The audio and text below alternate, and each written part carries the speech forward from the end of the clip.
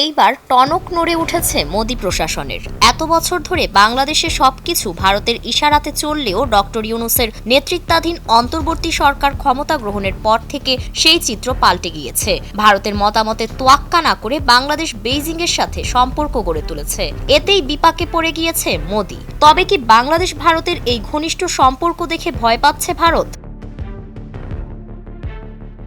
2024 সালের 5ই আগস্ট সেদিন ছাত্র জনতার অভ্যুত্থানে পতন ঘটে স্বৈরাচারী হাসিনার। এই পতনের মধ্য দিয়ে অবসান হয় হাসিনার এক যুগের ভারত প্রীতির। আর হাসিনার পতনের পর থেকেই বাংলাদেশের কূটনৈতিক অঙ্গনে নতুন মোড় আসতে শুরু করেছে।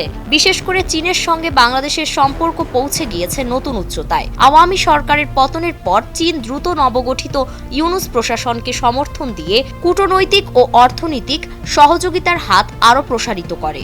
এর ফলস্বরূপ একাধিক চীনা কর্মকর্তা বাংলাদেশ সফরে আসেন। তবে বাংলাদেশের সঙ্গে চীনের ঘনিষ্ঠতার সবচেয়ে বড় আলামত হলো প্রধান উপদেষ্টার চীন সফর। এই সফর নিয়ে উদ্বেগ ছড়িয়ে পড়েছে মোদি প্রশাসনে। কিন্তু কেন?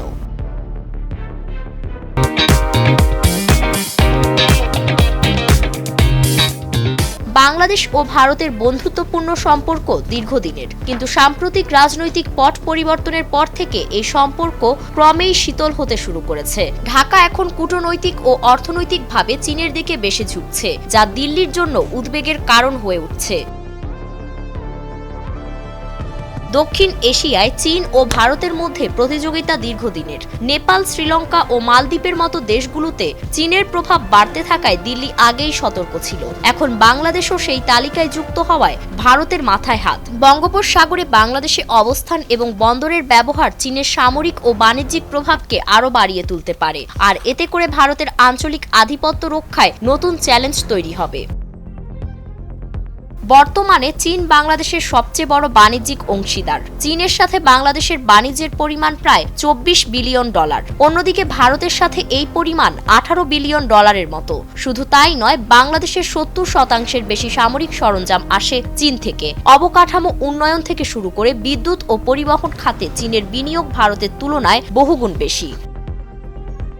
তাছাড়া ডক্টর ইউনূসের এই সফরে মংলা বন্দরের উন্নয়ন, তিস্তা নদী ব্যবস্থাপনা, রোহিঙ্গা সংকট, বাণিজ্য ও বিনিয়োগ এবং প্রতিরক্ষা সহযোগিতার মতো বিষয়গুলো নিয়ে আলোচনা হতে চলেছে, যা ভারতের জন্য কাঁটা হয়ে দাঁড়াচ্ছে। বিশ্লেষকদের মতে বাংলাদেশ ও চীনের ক্রমবর্ধমান মিত্রতা দক্ষিণ এশিয়ার রাজনীতিতে নাটকীয় পরিবর্তন আনতে পারে। বাংলাদেশ চীন ঘনিষ্ঠতা দেখে ভারতের কূটনৈতিক অঙ্গনে যেন এক যুদ্ধ শুরু হয়ে গিয়েছে।